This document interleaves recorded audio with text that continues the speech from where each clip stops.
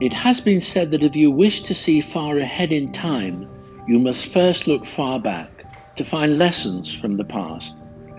The archiving of documents from the past and the present is an important source for architecture and design. It captures the passing of time. It is a testament to the evolution of the discipline. The following masterclasses record the individual processes of professionals and their ways of working.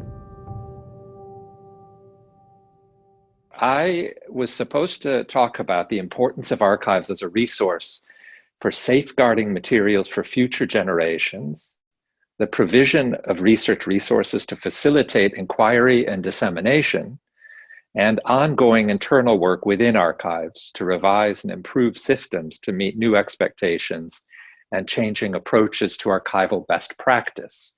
These are a lot of big and crucial questions, and I've thought a lot about them over the last 5-10 years. First, when I was working before the Warburg Institute at the Victoria and Albert Museum in London, where I was the Director of Collections and Research, and now at the Warburg Institute across town in London, where we have the pleasure and privilege of looking after one of the most interesting archives of the 20th century. And the archive is dominated, as you'll see, by the Nachlass, or the working papers, working materials of the pioneering cultural and art historian Aby Warburg. And I've been thinking about this a lot recently because I was involved over the last year and a half in a particularly important project, which really helped to expose what could be done and what couldn't be done in terms of reanimating our archive. And the case I'm going to talk through is the case of the Bilderatlas, the image atlas of Aby Warburg, perhaps his most famous work, but a legendary work that in some ways had disappeared. So my topic today is reanimating the archive, the case of Aby Warburg's atlas. Now, who was Aby Warburg? I think the first point I need to address, born in 1866 in Hamburg, and he was the son of a great Central European banking family, enormous amounts of wealth, but actually, as the oldest son, he had to make a difficult decision. Should he go into banking, or should he do what he really wanted to do, which was go into books? And he made the decisive decision at a very early stage, when he was only 13, that he would give the birthright to the banking business to his brother, Max. And Max's deal in that exchange was that he had to buy him any book he ever asked for. And this continued for their whole lives. And it allowed Aby to become an extremely important scholar, and a pioneering scholar, particularly in the field of how we interpret the history of images. Now, Warburg lived from 1866 to 1929, and he lived in Hamburg, where he created an extremely important library. And in many ways, his biggest achievement, his biggest legacy, is the library that he created rather than any of the books that he wrote with that library. The library was actually named the Kulturwissenschaftliche Bibliothek Warburg. You see it here on the left with the initials KBW, KBW, in Hamburg, and it was literally in the empty lot next to his house. The white house you see there is his home. And when the library became so big, it had to expand. And when, in a way, his mission became more public, he decided to move it over into this custom-built building in Hamburg brick style in 1926. And it's probably safe to say that it's one of the most legendary reading rooms in the world. It's this elliptical or oval shape. You see it on the right. With reading spaces and books, but also kind of cutting edge photograph technology and projection technology. Now, that library became a public research institute on the edge of the University of Hamburg, which was only created in the late 1910s. And one of the most distinguishing features of Warburg's work was that he combined from the start the research that you associate with libraries, reading books, writing books, but also with display, with exhibition making, with showing things as a way of working them out, with kind of workshopping, mood boards, all of these much more modern techniques.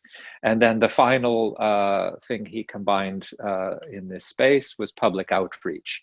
And so there were public lectures happening. So I sometimes like to say that this initial model for a humanities research institute was about discovery, display, and debate. And you can see the space that that happened in.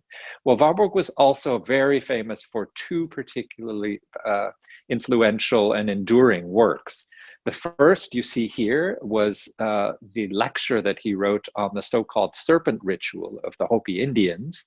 This was based on a visit that he made in person to New Mexico and Arizona in 1895 to 96, but he didn't do anything with the notes that he took on that project until much, much later. In 1923, 27 years after his trip, he writes up the analysis for a lecture written and delivered in the Kreuzlingen Sanitarium, where he had actually been a patient since 1918, having had a terrible breakdown at the end of World War I. And in effect, this lecture becomes his sanity test. It allows him to secure his release from the sanitarium and return back home to build this library I just showed you. But it also was a very influential articulation of his theories about the presence of deep memories of the ancient world, even the mythical world, in later symbolic or dramatic expression. And for Warburg, these expressions cut across temporal and even cultural boundaries. Well, that topic became the subject of his final work, worked on, we think, roughly between 1925 and his death in 29. Safe to say it's his magnum opus, but it's also safe to say it's unfinished. He names it the Bilderatlas, or Image Atlas Mnemosyne. This version, very famous, as you see on the left, is 63 large cloth-covered panels. In this final version that survives from 1929, it has 971 individual images clipped and mounted up onto these panels, these tables. He names the project after the goddess of memory from ancient Greece. She's also the mother of all 9 muses, signaling the universal scope of all arts and sciences that his explorations would take him on. The project itself is very difficult to describe. It's an atlas in the sense of being a map of the afterlife of antiquity, but it's also one of the foundational projects of modernity. It marks, in some sense, the birth of a new kind of image science for scholars, for curators, for artists, and especially as we approach the present, for digital designers. It has been recently described last year in a great feature in Der Spiegel by Niels Minkmar as the Holy Grail of the humanities. And it's called the Holy Grail of the humanities for 2 reasons. One, because it's incredibly important. The other is because it was thought to be lost. Now, why was it lost? Well, it was lost because in 1933, the Nazis came to power, and Warburg's entire library, its staff, its furniture, all of its collections moved to London.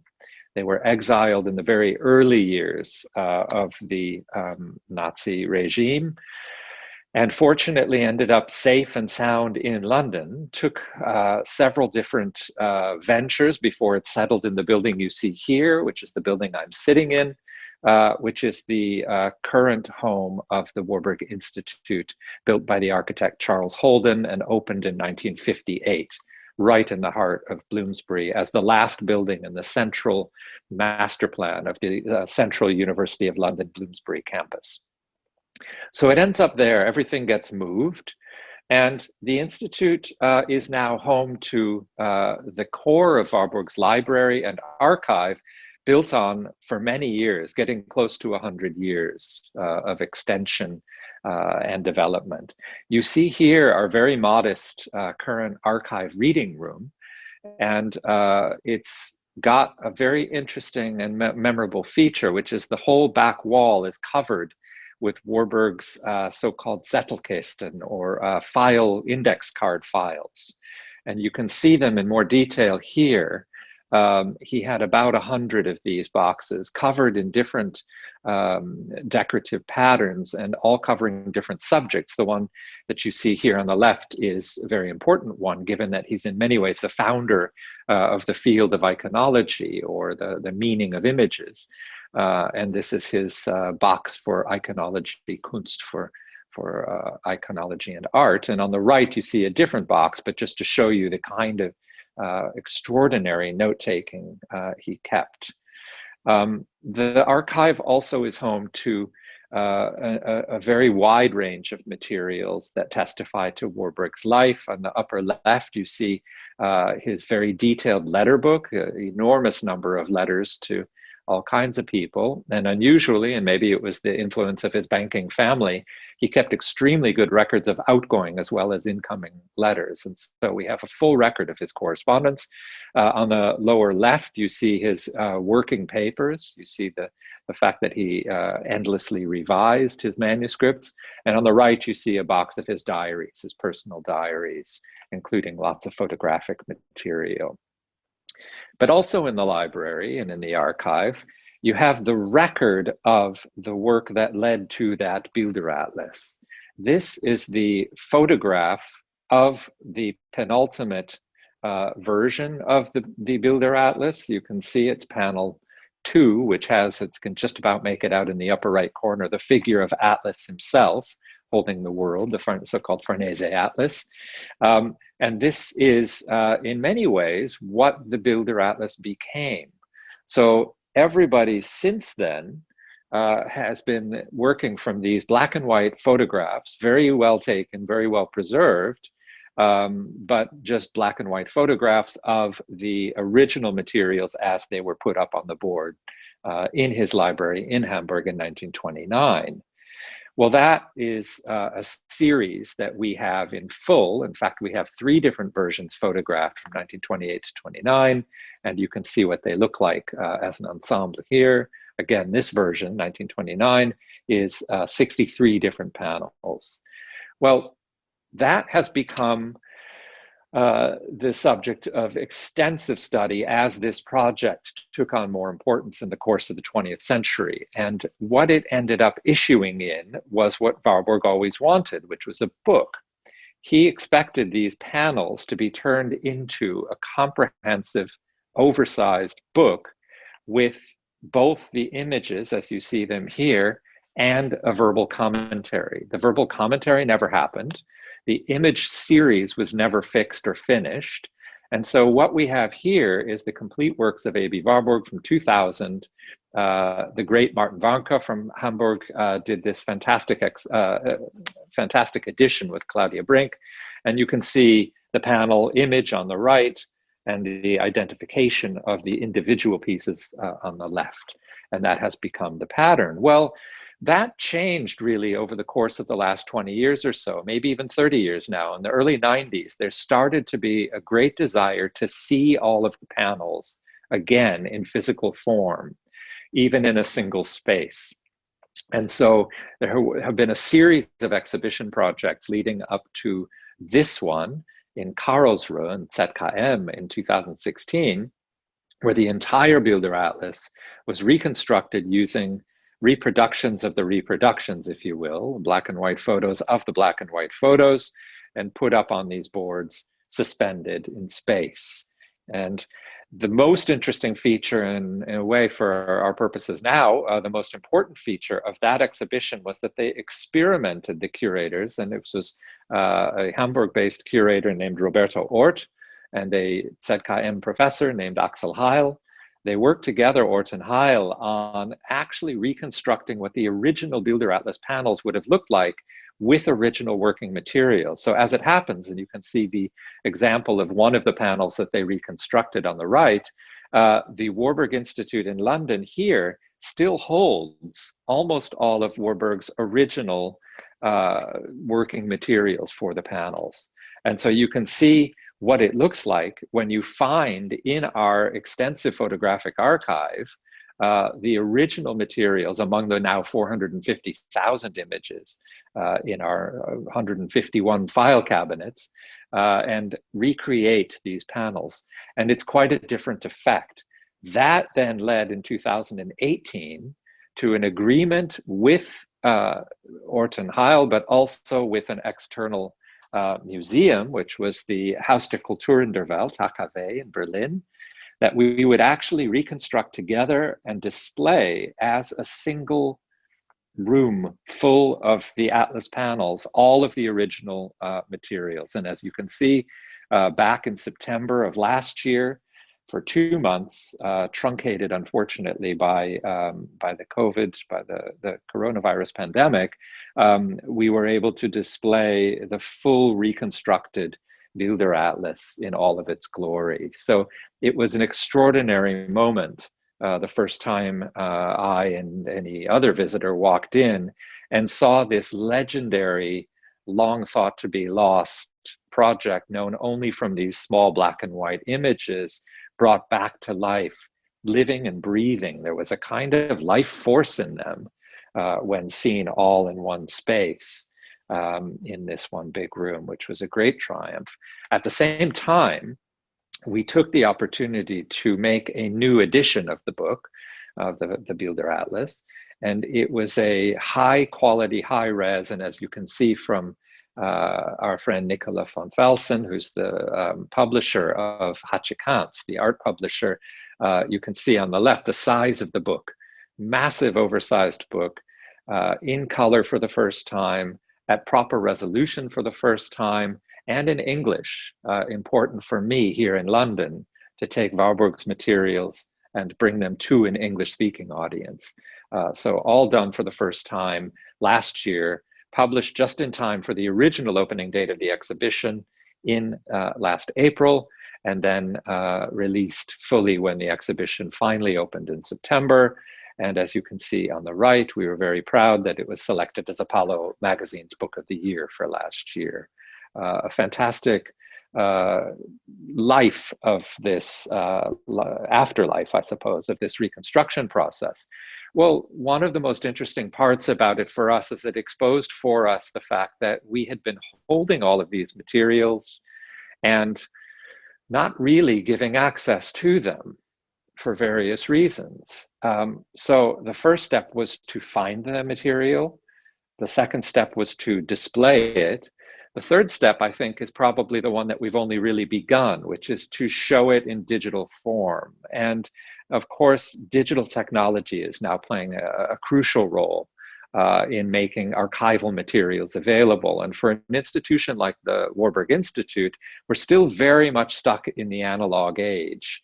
And there is a great pleasure in working with the analog materials and then seeing them, and a real power, a real aura in seeing them. But it's also very important that we share these materials as much as we can. So the first step we were able to take is to create a virtual exhibition of the extraordinary historic reconstruction in Berlin, not least because we knew that many people were not able to see this exhibition in person because of the disruption of travel. So we did this virtual exhibition platform. You can now find it both on the Warburg Institute website and on the HKW website. And it's been a fantastic success, something like 45,000 individual visits so far in just a couple of months. For us, for our scale of institution, that's an unimaginable amount of outreach for this material. So this collaboration with HKW, the hard work of a cooperation with two great curators who have the knowledge and the time, has really helped to bring the material out. But then it's the cooperation also with a great digital designer to make this into a web platform has been just far beyond what we would have expected. Well, the final thing, just to take the project all the way back home here again to London and to the building that I'm sitting in, is to think about what we do with the archive, with those materials that we've identified, displayed, digitized.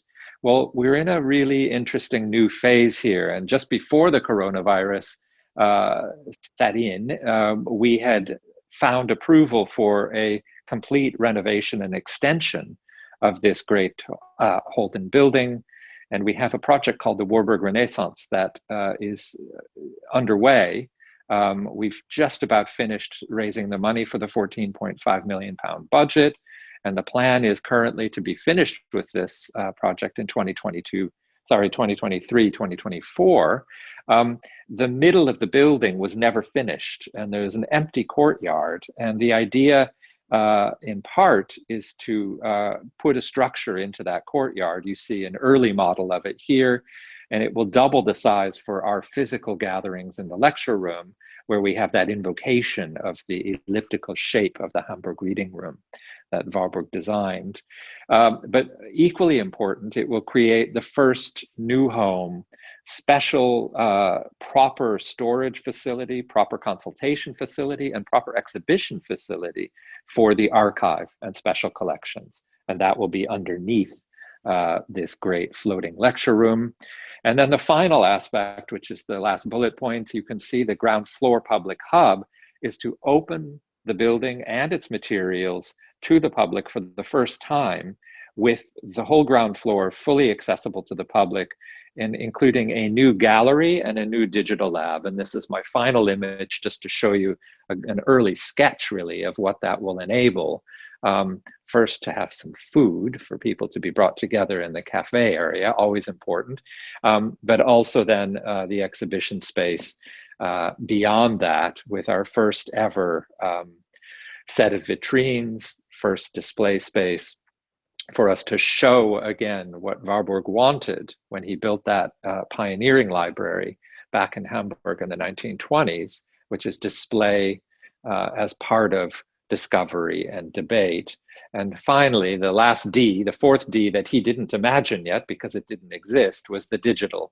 And so the very far wall of that exhibition area will have a digital area for digital research, digital dissemination, but also to have a digital version of the Bilderatlas where people can, with touchscreen technology, access, understand, explore, and even recreate or redesign their own Bilderatlas and do that kind of image manipulation and image research on their own.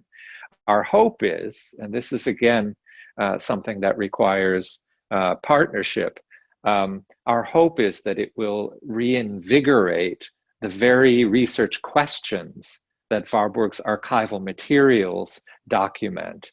How do images mean? What connects one image to another image? How do we track the afterlife or the influence of an ancient archetype on much later periods and much later forms? All of these questions, I think, deserve to be brought into the digital age. And of course, with tools emerging around artificial intelligence, around the design of algorithms, and simply around machine learning and the vast amount of information that we all have access to now, we should be able to give great new powerful tools their place in opening up this old analog archive.